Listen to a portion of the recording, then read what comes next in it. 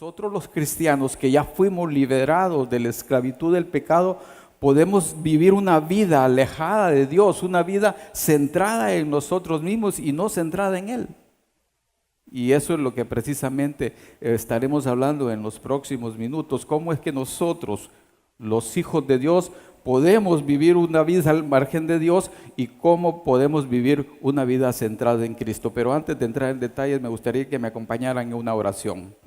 Señor, estamos muy agradecidos con usted por darnos la oportunidad de reunirnos como iglesia y poder recibir de su palabra para poder en realidad vivir de una manera correcta nuestra vida en este mundo.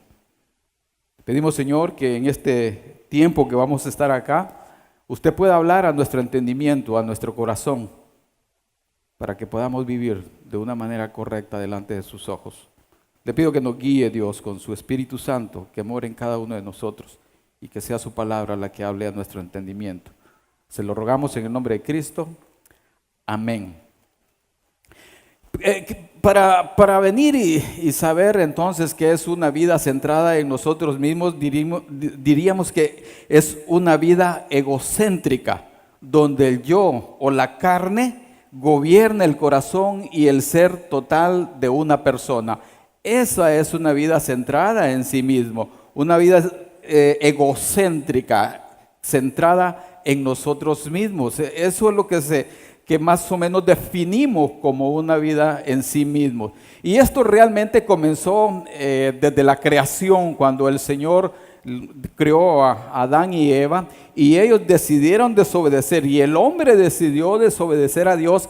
Entonces lo que hizo fue alejarse de Dios y ponerse a sí mismo, centrarse en sí mismo. Así que cuando ustedes y yo nacemos a este mundo, nacemos con ese problema, porque la Biblia dice que el pecado entró por un hombre y luego el pecado vino a todos los hombres. Por eso ustedes y yo tenemos la tendencia pecaminosa de centrarnos en nosotros mismos y alejarnos de Dios, aún los creyentes. Así que si realmente no hacemos algo, una vida centrada en nosotros mismos nos puede llevar a vivir el fracaso espiritual. Nos puede llevar a vivir el fracaso espiritual. Y en esta ocasión yo quisiera referirme a unos pasajes, a unos versos que están en el libro de Efesios, en el capítulo 4, versículos 17 al 21, y me gustaría que me acompañaran en la lectura del mismo. Dice Efesios 4, del 17 al 21. Esto pues digo y requiero en el Señor, que ya no andéis como los otros gentiles, que andan en la vanidad de su mente, teniendo el entendimiento entenebrecido, ajenos de la vida de Dios, por la ignorancia que en ellos hay, por la dureza de su corazón, los cuales, después de que perdieron toda sensibilidad, se entregaron a la lascivia para cometer con avidez toda clase de impurezas. Mas vosotros no habéis aprendido así de Cristo, si en verdad le habéis oído y habéis sido por él enseñados conforme a la verdad que está en Jesús. Lo que sucede acá es que el apóstol Pablo les envía un requerimiento y una advertencia a los hermanos de la iglesia de Éfeso, de que ya no vivan como los otros gentiles. ¿Quiénes eran los otros gentiles? Los otros gentiles que no eran creyentes. ¿Y qué son los gentiles? Los que no eran judíos. Eso más o menos ya lo conocemos. Entonces aquí se está refiriendo a los gentiles que no eran creyentes, pero le está hablando a los gentiles ya creyentes.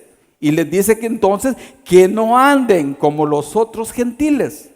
Y hay unas cosas relevantes que quisiera enfatizar. Por ejemplo, él dice que los gentiles tienen una mente vanidosa. ¿Qué es una mente vanidosa? Es una mente vacía. Una persona centrada en sí mismo tiene una mente vacía. Andar en la vanidad de mente es estar sin sentido moral y espiritual. Y eso es lo que pasaba con los gentiles no creyentes.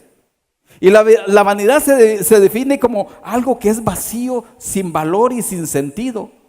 Y que se esfuma, dice, es vaporoso, dice, y que se esfuma. Esa es la vanidad.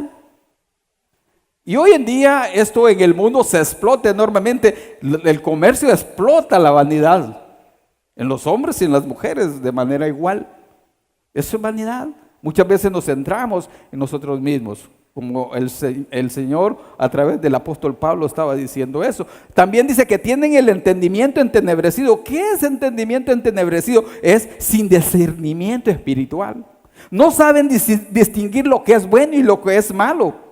Pues hasta su conciencia, dice la Escritura, está cauterizada. Esa es la posición y esa es la vida de una persona centrada en sí mismo. Centrada en sí mismo. Por eso en 2 Corintios 4:4, que es un pasaje que no le va a aparecer ahí en la pantalla, pero dice, en los cuales el Dios de este siglo cegó el entendimiento de los incrédulos, para que no le resplandezca la luz del evangelio de la gloria de Cristo, el cual es la imagen de Dios. Claro, una cosa es entendible en el sentido de que en el mundo incrédulo y pagano, quien domina es Satanás. Y él dice que tiene el entendimiento, que Dios cegó el entendimiento de los incrédulos, porque Satanás es el que domina en realidad a este mundo. Ajenos a la vida de Dios. ¿Qué es eso? Ajeno a la vida de Dios es que no consideran a Dios en su vida en lo absoluto. Para ellos Dios no significa nada para sus vidas. Por lo tanto, no les interesa todo lo que está relacionado con el Señor, no les interesa. Hay un salmo, el Salmo 53:1 que dice el necio en su corazón, no hay Dios. Están en una necedad increíble. Se vive en una necedad increíble, centrados en sí mismos. Dice, no hay Dios, se han corrompido e hicieron abominable maldad. No hay quien haga el bien, dice este salmo. Hay también ignorancia espiritual, no por no saber de Dios, sino por resistirse a hacer lo que Dios dice. No ignoran eso, sino miren el primer capítulo del libro de Romanos, donde se describe la condición del hombre hoy en día. No solamente en el tiempo que se escribe ese pasaje, sino hoy en día. No quieren saber de Dios. No quieren saber absolutamente nada de Dios. Insensibles, dice también que hay dureza en su corazón. O sea que hay un rechazo absoluto de todo lo que tenga que ver con Dios. De todo lo que tenga que ver con Dios. Dureza de corazón. Y esta dureza de corazón no solo es para los incrédulos, los que están fuera, sino para los creyentes también. Como un ejemplo bíblico que podemos ver lo que significa la dureza del corazón, es con lo que sucedió con el faraón, cuando no quiso dejar o no quería dejar salir al pueblo de Israel. La dureza de su corazón destruyó su país, destruyó a otros y destruyó su familia. Eso lleva la dureza del corazón que califica a una persona centrada en sí mismo. También dice que son insensibles a la voluntad de Dios. Insensibles a la voluntad de Dios. Insensibilidad a los propósitos divinos y al pecado. No hay sensibilidad.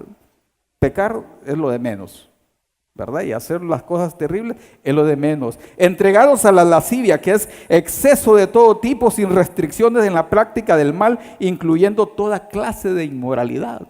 Eso significa entregados a la lascivia. Y claro, todo esto los hace cometer toda clase de impureza, o sea, entregados a toda clase de pecados inmorales.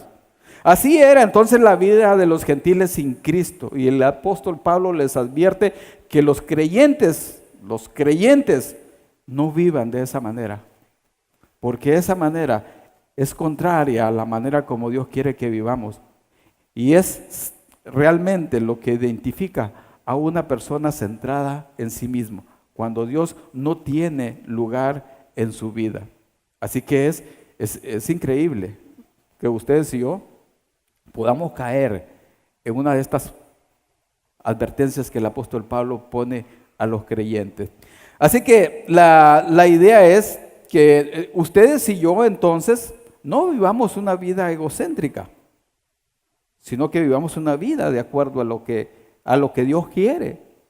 Pero ¿cómo es en realidad algunas manifestaciones de nosotros, de ustedes y yo, de lo que es una persona centrada en sí mismo. Hay algunas manifestaciones, por ejemplo, que nosotros las vemos y las hemos experimentado. Yo las he experimentado. Una de ellas es que tenemos amor a sí mismos, que nos identifica como centrado en nosotros mismos, es amor a sí mismo. Nosotros somos las personas más importantes. No hay otra persona más importante que yo. Es el yo. Soy yo la persona más importante. Y nos gusta que vengan y nos consideren y nos digan y nos hagan, etcétera, etcétera. Yo soy el más importante.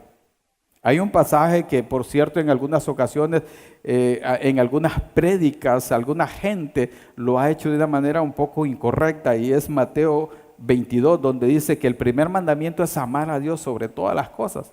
Y el segundo mandamiento dice es semejante, amar a tu prójimo como a ti mismo. De estos dos mandamientos dice, depende toda la ley y los profetas. Y aquí hay un punto bien importante. El Señor solo dio dos mandamientos en realidad acá. Uno es amar a Dios sobre todas las cosas y otro es amar a tu prójimo. Pero no dice que te ames a ti mismo. No dice eso. Algunas personas predican que el Señor dijo que nos amáramos a nosotros mismos. No, ese no es el problema. El problema es que nos amamos demasiado por Él. Él dice, ama a tu prójimo como a ti mismo. Nos amamos a sí mismos.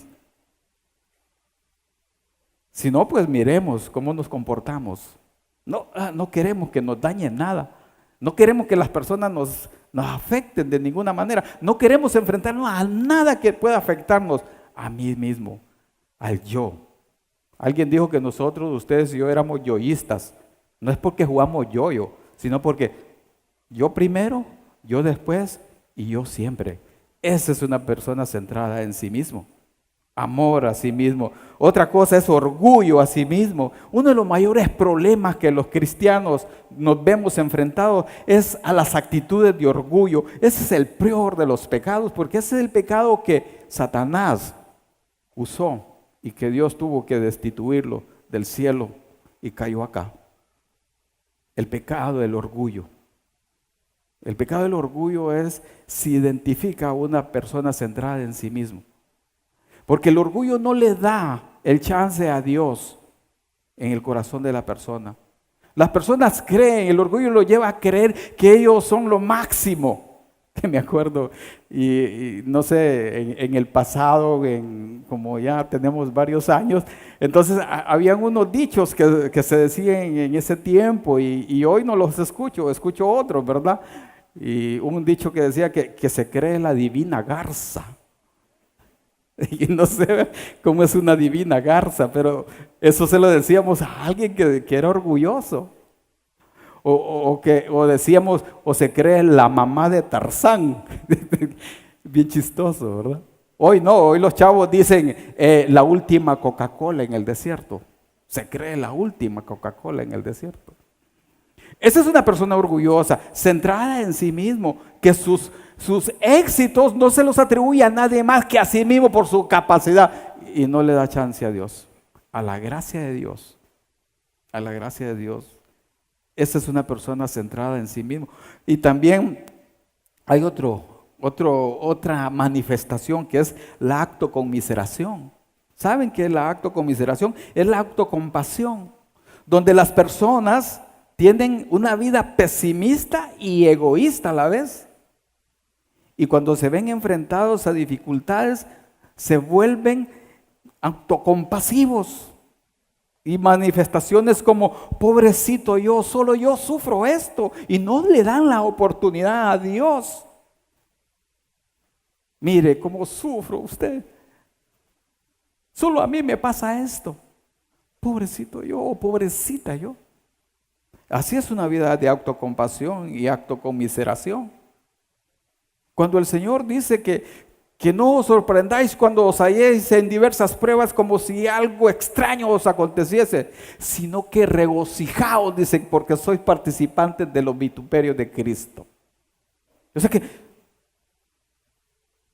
cuando pasamos dificultades, es parte del proceso que Dios quiere hacer con nosotros.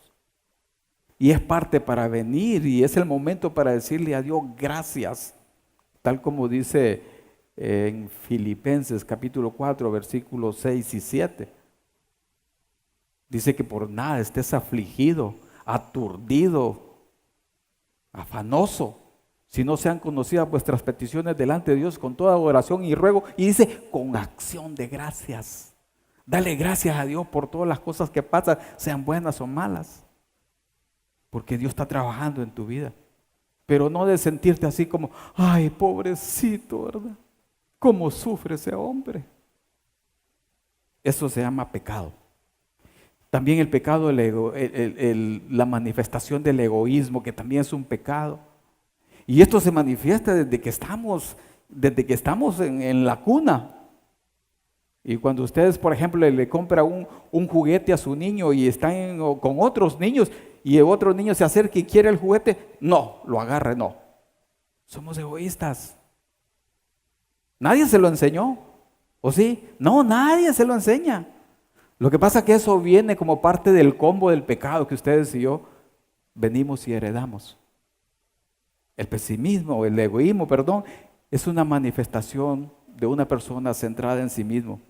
La autojustificación es otra manifestación de una persona centrada en sí mismo. Cuando usted justifica todo, mire, yo le pegué a mi esposa porque ella, usted mira cómo es. Por favor. O mire que yo caí en este pecado porque el Satanás me empujó. Eso es puro cuento. Satanás allá está preguntando, yo no intervine en eso. Pero le queremos echar la culpa a todo, así como hizo la pareja en el huerto del Edén. Cuando el Señor le preguntó a Adán, ¿y qué pasó? La mujer que me diste, Señor, si yo estaba bien acá y vos me traes esa doña. No asumió su responsabilidad. Y cuando le pregunta a la mujer, la serpiente. Y la serpiente se quedó ahí pensando, autojustificación, voluntad propia.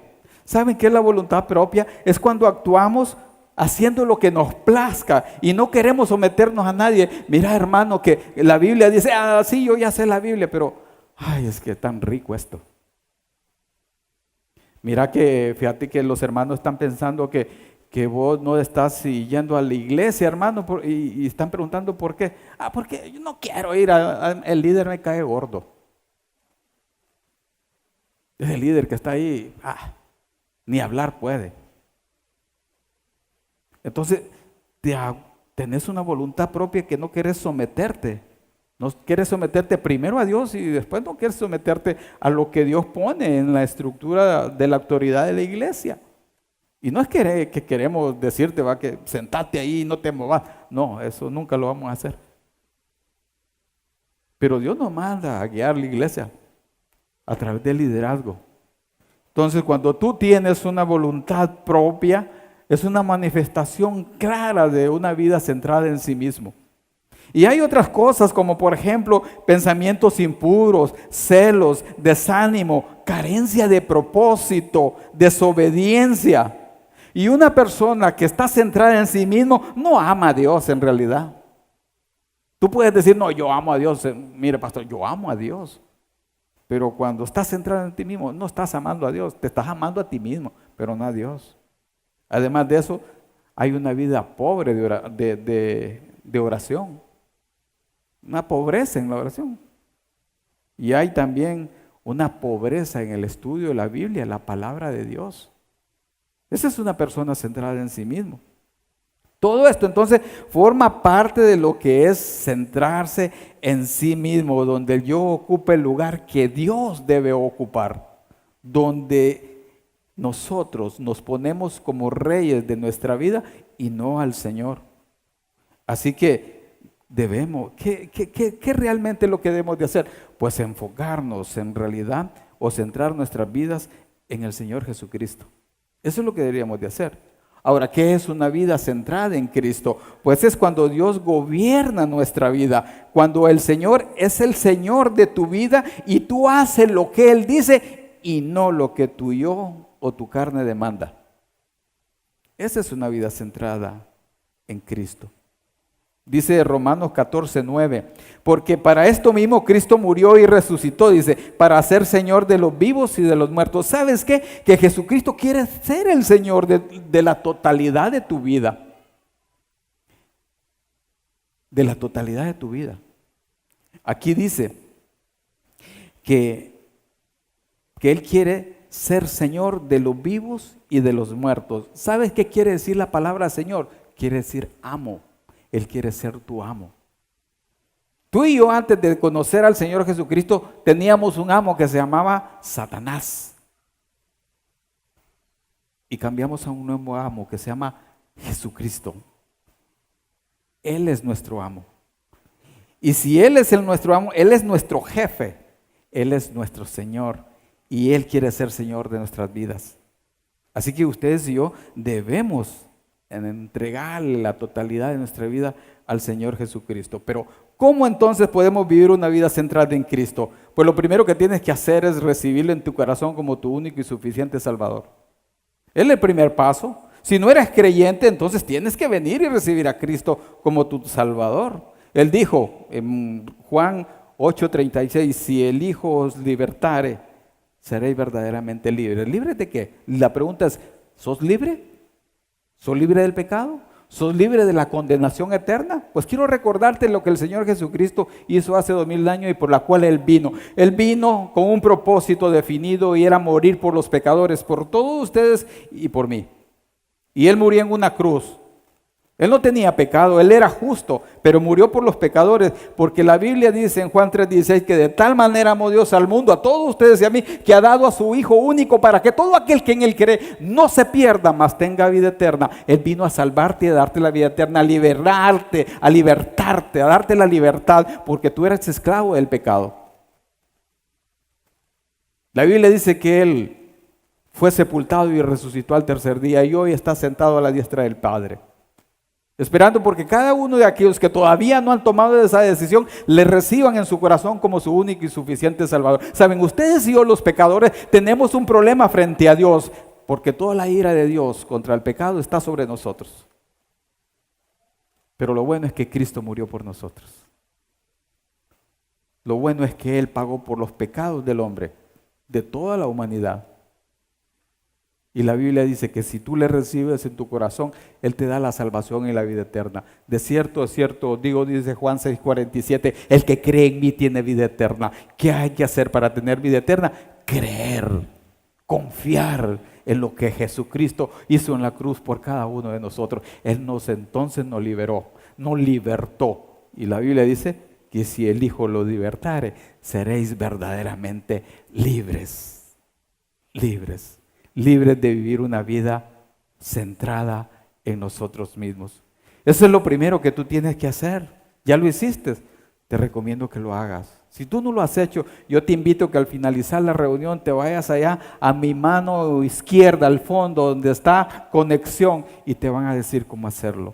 Los invito, aquellos que todavía no han tomado esa decisión, ahí los van a inducir cómo hacer esto. Lo primero es eso.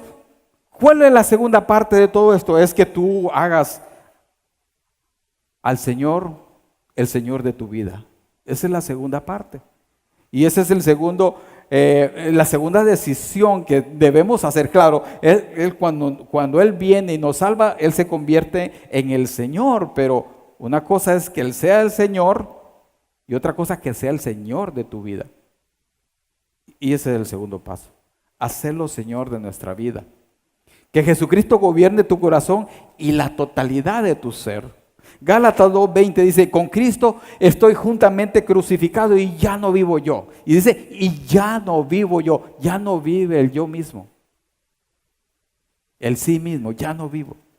Mas vive Cristo en mí, dice, y lo que ahora vivo en la carne, lo vivo en la fe del Hijo de Dios, el cual me amó y se entregó a sí mismo por mí. Entonces la idea del apóstol Pablo es que con Cristo ustedes y yo fuimos juntamente crucificados. El yo mismo fue crucificado juntamente con Cristo. Era necesario que también muriera el yo ahí en esa cruz.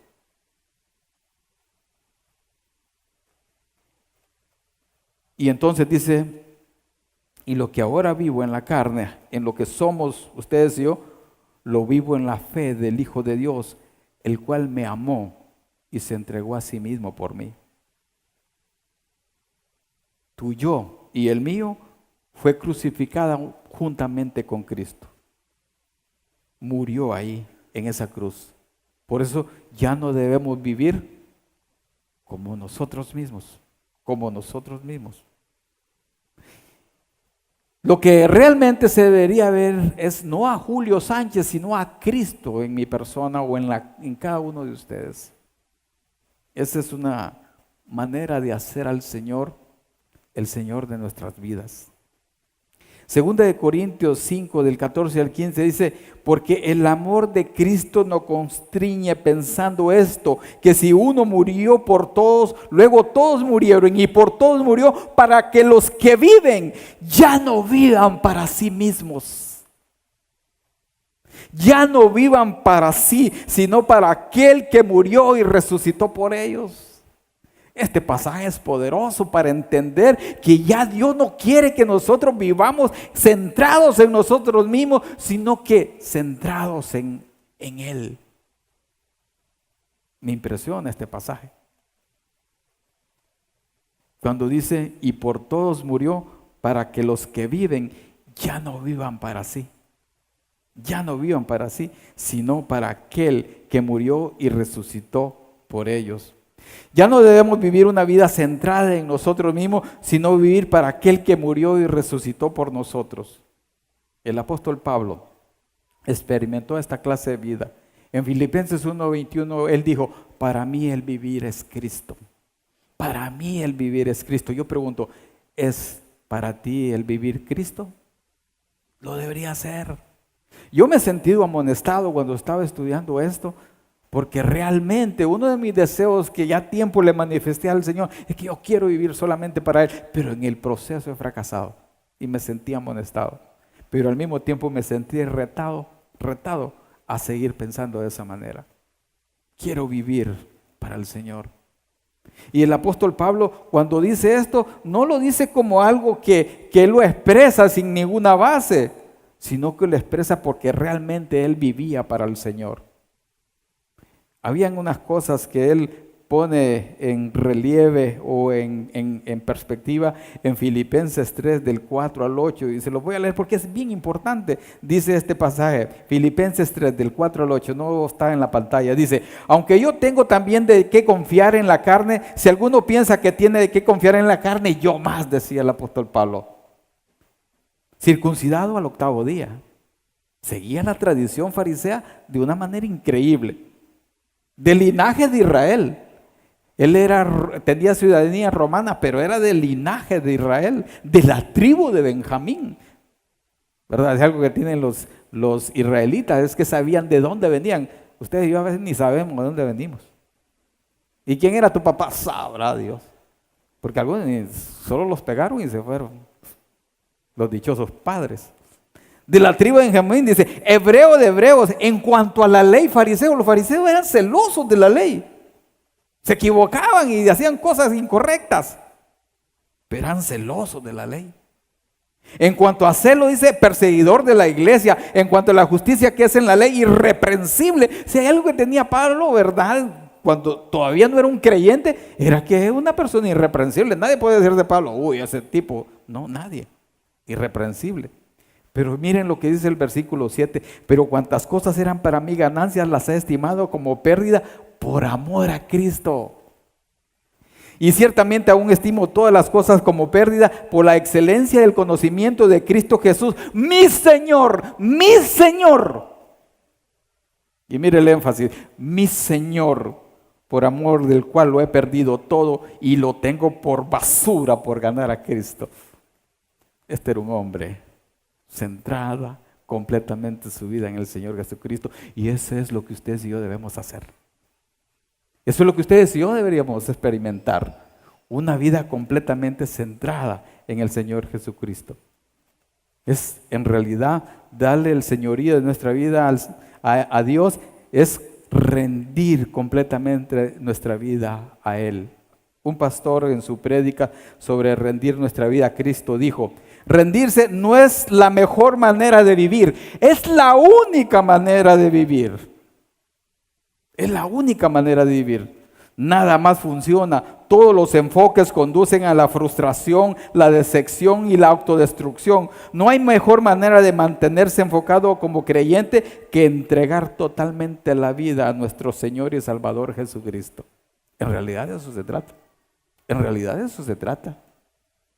De eso se trata. Y yo estoy de acuerdo con eso que dijo este pastor. Hay acciones entonces que ustedes y yo debemos hacer para comenzar a darle el señorío de nuestra vida a Él. Y una de ellas es que tienes que empezar a destruir tu yo, tu carne. Tenemos que empezar a destruir el yo o tu carne. Esto no quiere decir en realidad que vas a anular tu identidad, la identidad que Dios te ha dado, porque tú y yo, todos sin excepción, tenemos nuestra propia identidad. Si no, mírenlo en sus huellas dactilares.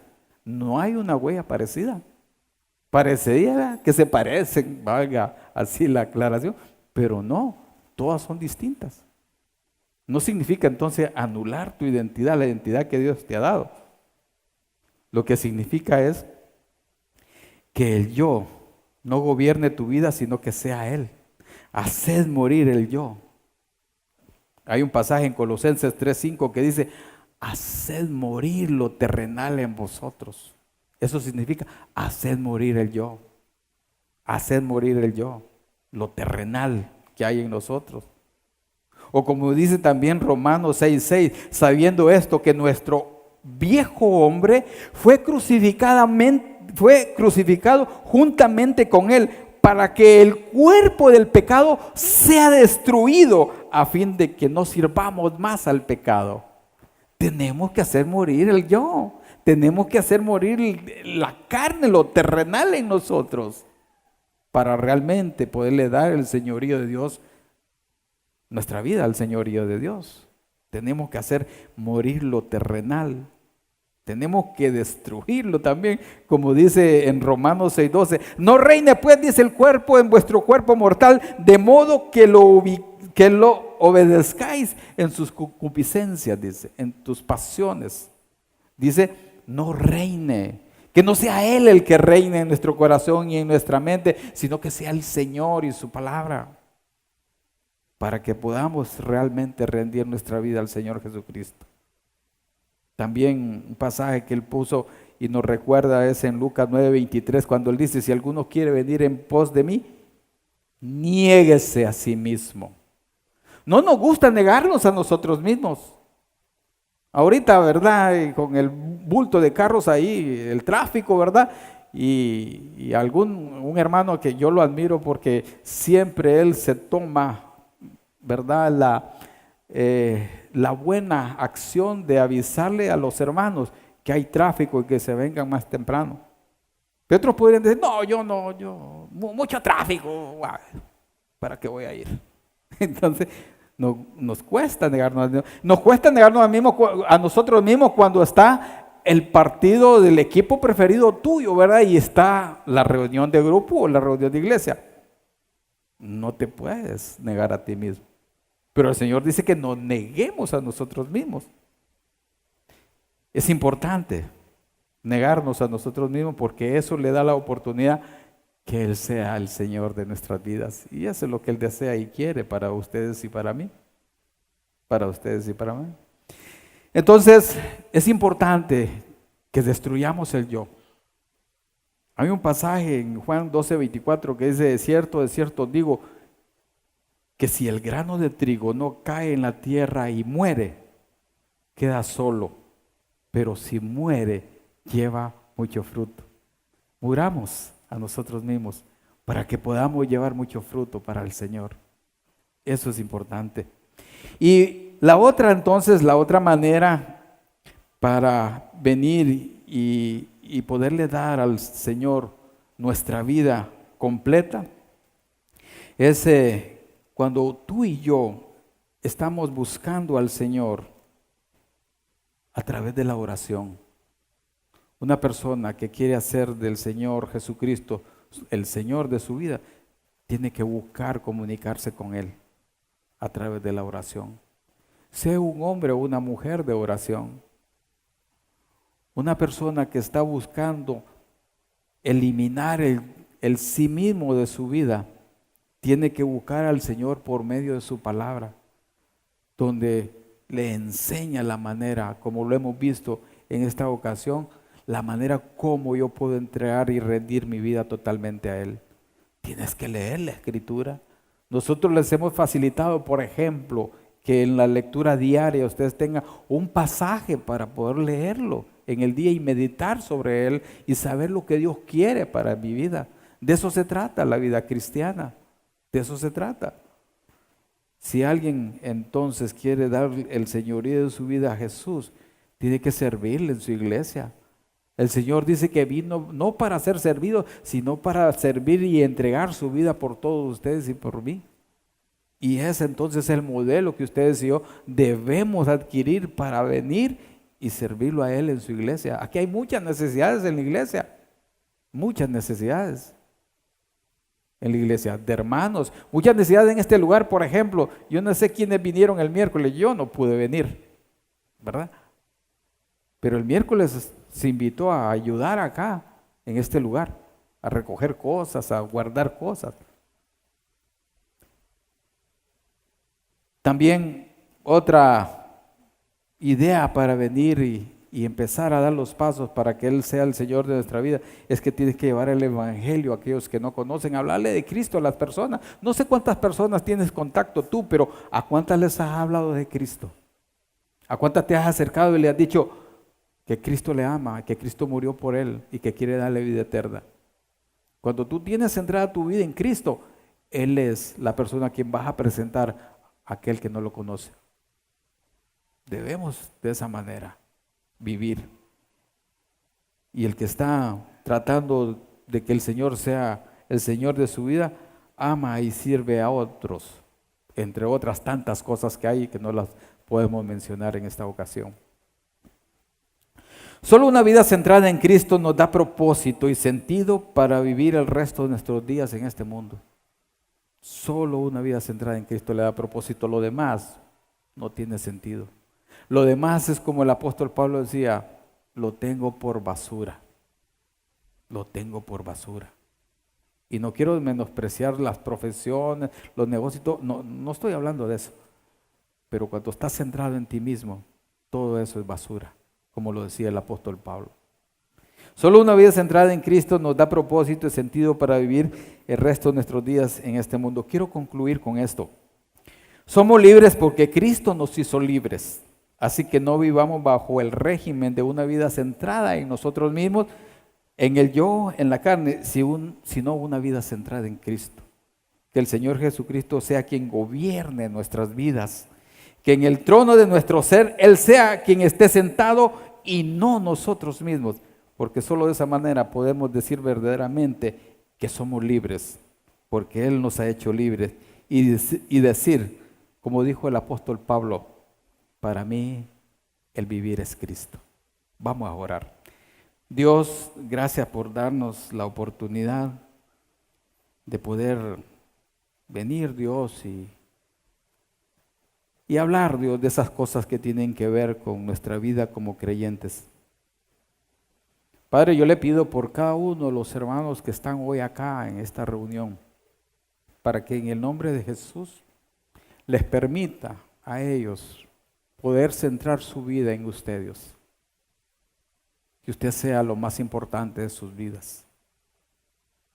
Que ellos puedan entender de que no hay otra manera mejor vivir que esta. Así como lo expresaba el apóstol Pablo. Padre, si hay un deseo que yo quisiera manifestar en esta ocasión, es ver una iglesia rendida a los pies de Cristo totalmente. Ese es mi deseo, Dios, con la iglesia y es mi deseo para mi vida, Dios. Te pido que nos ayude en el nombre de Cristo. Amén.